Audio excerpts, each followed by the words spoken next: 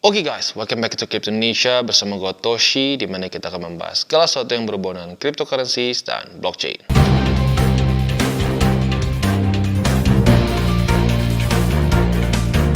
Oke, dan sekarang kita akan membahas mengenai satu hal yang sering diperdebatkan, yaitu DCA versus lump sum. Lump sum apaan bang? Bubur sumsum? Bukan. Lump sum ini apa? Bahasa simpelnya adalah all in. Nah, udah nih masuk nih ya. All in. Oh iya. Sering dengar. Dibandingkan dengan DCA. Apa perbedaannya?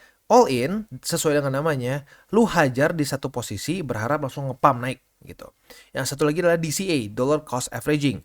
Jadi lu misalkan punya 100 juta nih, lu bagi-bagi. Beli 10 juta, naik, turun, beli 10 juta lagi, naik, beli 10 juta, dan seterusnya. Ya, sesimpel itu. Mana yang lebih cocok?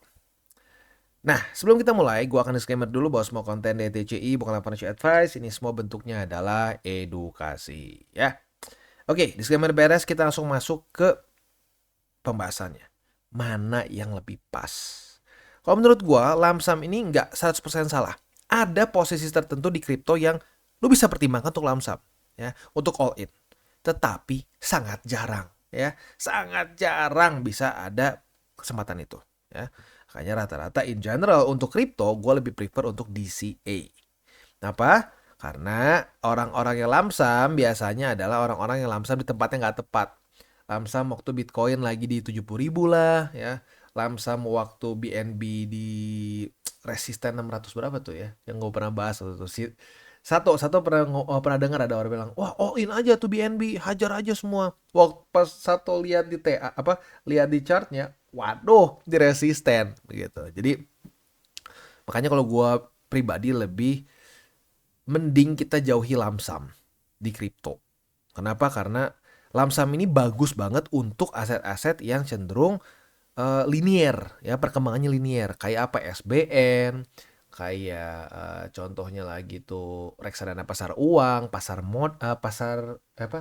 Pendapatan tetap itu oke, ya. Kenapa? Karena ya dia linear, nggak kemana-mana gitu loh, nggak kayak kripto roller coaster gitu, ya. Jadi ya lebih efektif kalau kita hajar lump sum.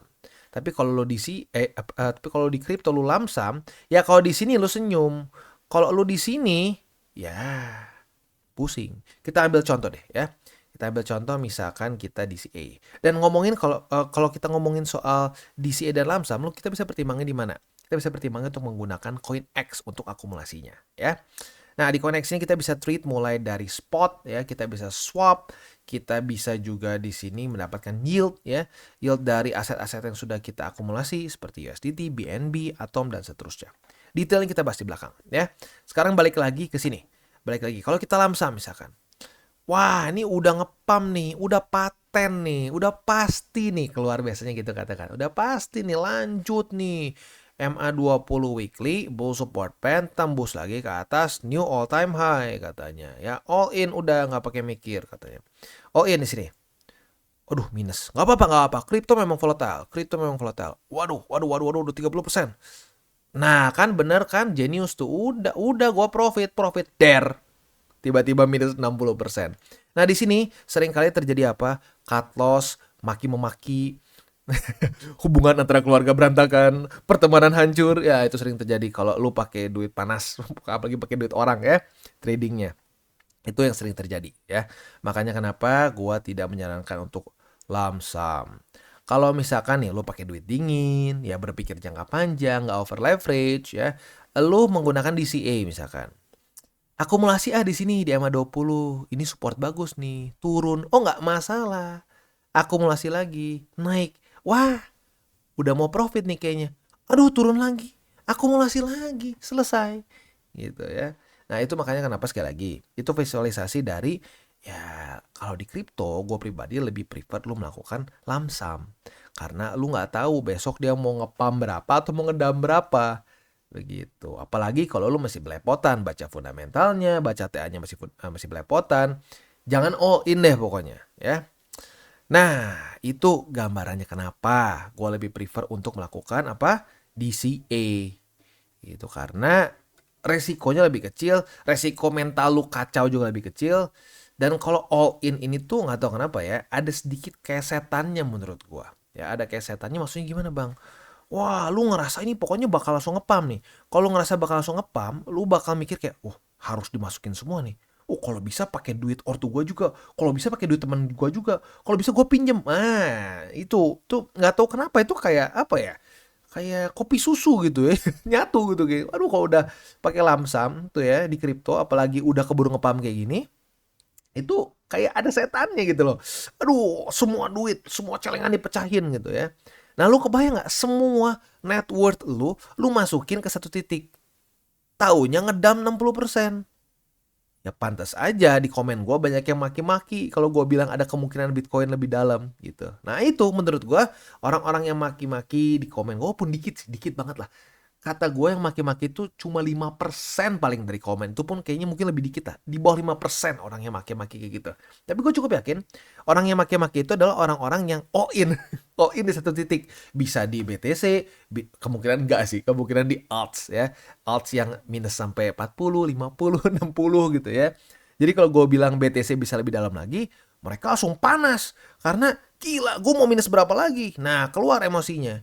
Gitu. Beda sama orang yang di CA yang rata-rata 95% di grup gua, 95% di komen gua, tenang. Wah, ya sudah, turun lagi ya kita akumulasi lagi. Karena kenapa? Sepaham bahwa lamsam itu not good, apalagi saat sudah dalam masa-masa di bawah dari setelah dari bear market. Ya, buat lo yang nggak tahu teori 28 November, kita sudah pernah bahas berkali-kali sebelumnya ya. Satu-satunya tempat yang mungkin kita boleh pertimbangkan untuk all in ya. Ya, cuma di situ aja. Dan ini waktunya tuh nggak lama ya, yaitu di November sampai Desember dari tahun bear market, atau kalau Desember ya berarti otomatis masuknya ke tahun ini tahun akumulasi gitu ya. Dari cycle ke cycle itu serem banget, akurat banget. Gue juga kaget. At some point menurut gue akan break. Ini akan break saat block reward udah nggak worth it. Jadi lebih worth it ini apa namanya transaction fee. Nah, tapi selama block reward masih worth it menurut gue akan polanya mirip-mirip seperti ini ya. Ya, jadi semoga sih ya cycle depan masih ya.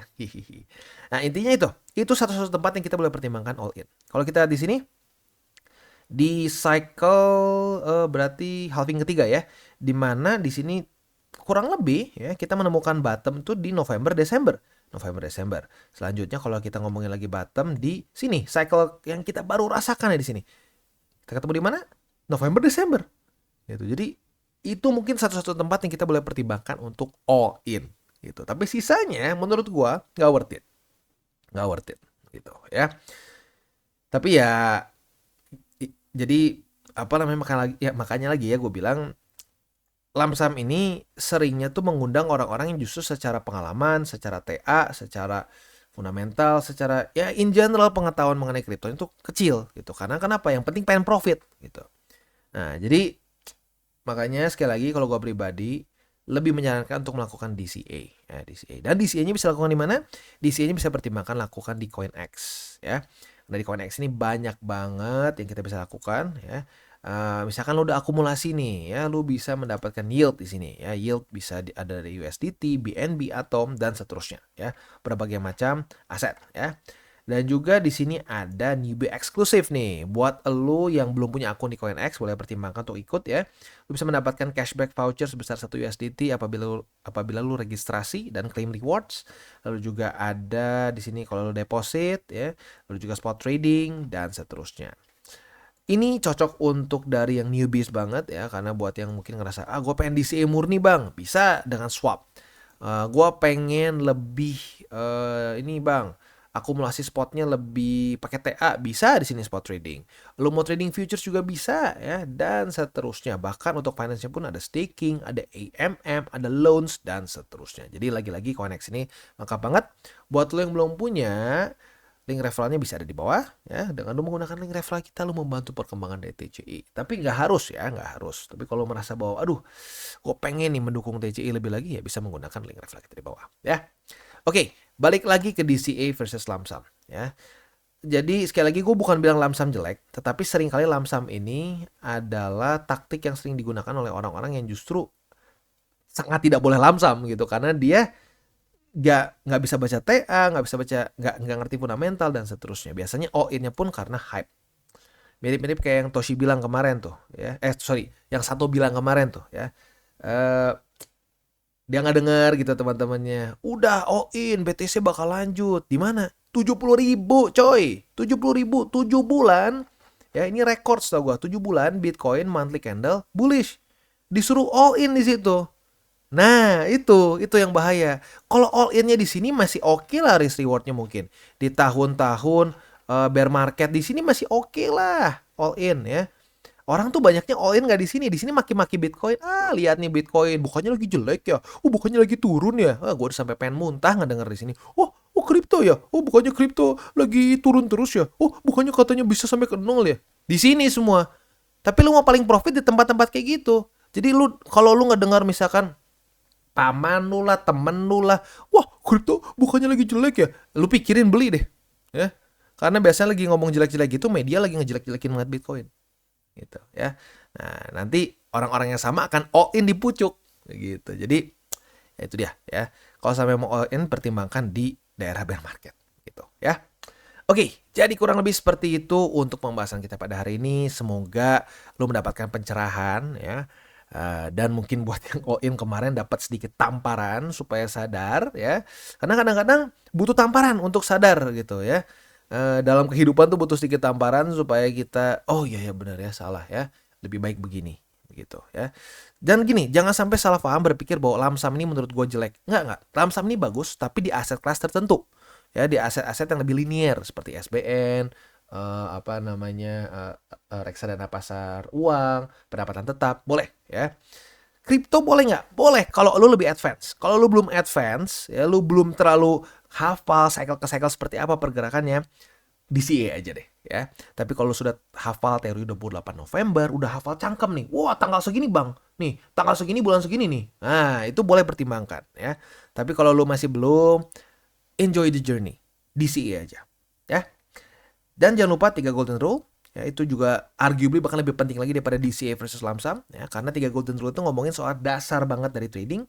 Yang pertama, jangan pakai uang panas. Kalau udah pakai uang panas tuh kayak ada setannya ya. Ujung-ujungnya katos lagi, liquid lagi. Yang kedua, jangan over leverage. Boleh trading futures tapi jangan sampai ngerusak posisi spot. Dan yang ketiga, berpikirlah jangka panjang. Hindari pemikiran seperti ini. Sehari gue pengen untung 10%, 13%, 15%. No. Lu pikirin cycle ini gue pengen profit berapa. Itu lebih make sense. Ya, jadi punyalah time horizon yang lebih panjang, ya, time frame yang lebih besar. Kalau kependekan, bukannya profit malah boncos. Dan bagi kalian yang belum mengikuti DCWT atau Daily Charting with Toshi, bisa klik di sini, di mana kita akan daily chart your favorite cryptocurrencies. Dan buat lo yang masih bingung cara baca TA, chart, dan hal-hal lain, bisa juga kita klik di sini tutorials with Toshi. Ya. Dan buat lo yang belum memiliki akun ya, di berbagai macam cryptocurrency exchange, bisa klik di bawah ada link kita, lo bisa pilih sendiri. Ya. Lalu selanjutnya jangan lupa juga untuk join Telegram group kita, di mana kita bisa ngobrol-ngobrol santai mengenai dunia cryptocurrency secara 2 arah. So jangan lupa untuk like, subscribe, click the bell icon, and see you on the next video.